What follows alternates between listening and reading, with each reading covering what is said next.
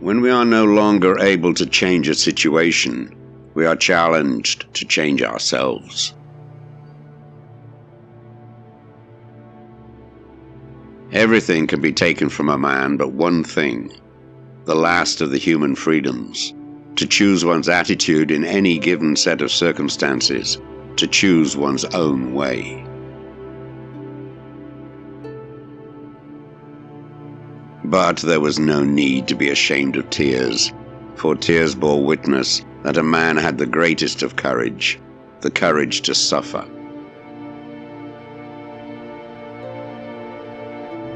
Man is that being who invented the gas chambers of Auschwitz. However, he is also that being who entered those chambers upright with the Lord's Prayer or the Shema Israel on his lips.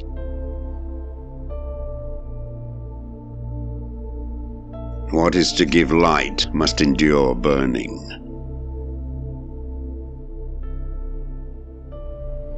When I was taken to the concentration camp of Auschwitz, a manuscript of mine, ready for publication, was confiscated. Certainly, my deep desire to write this manuscript anew helped me to survive the rigors of the camps I was in. In some ways, suffering ceases to be suffering at the moment it finds a meaning.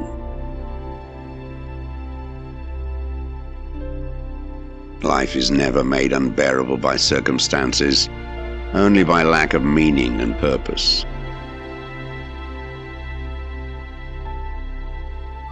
For success, like happiness, cannot be pursued. It must ensue, and it only does so as the unintended side effect of one's personal dedication to a cause greater than oneself.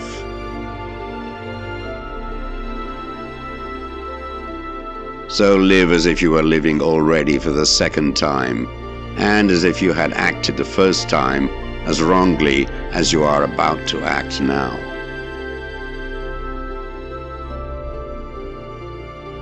The salvation of man is through love and in love.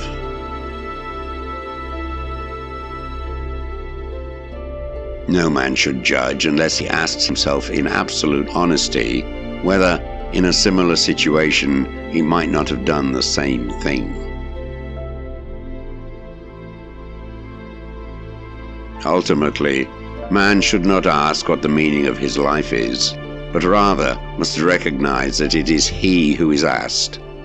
In a word, each man is questioned by life, and he can only answer to life by answering for his own life.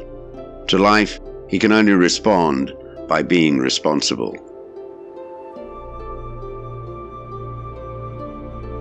If there is any meaning in life at all, then there must be meaning in suffering.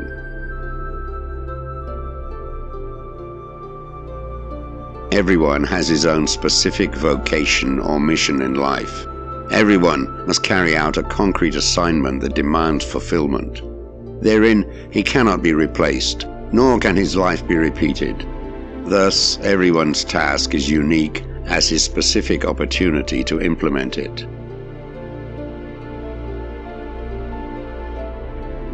The more one forgets himself by giving himself to a cause to serve or another person to love, the more human he is, and the more he actualizes himself.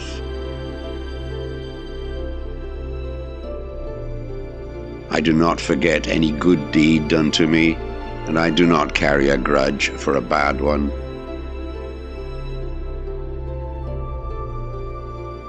A human being is a deciding being.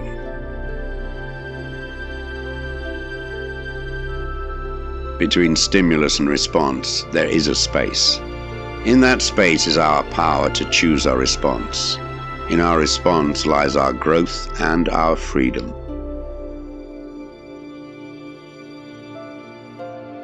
For the world is in a bad state, but everything will become still worse unless each of us does his best.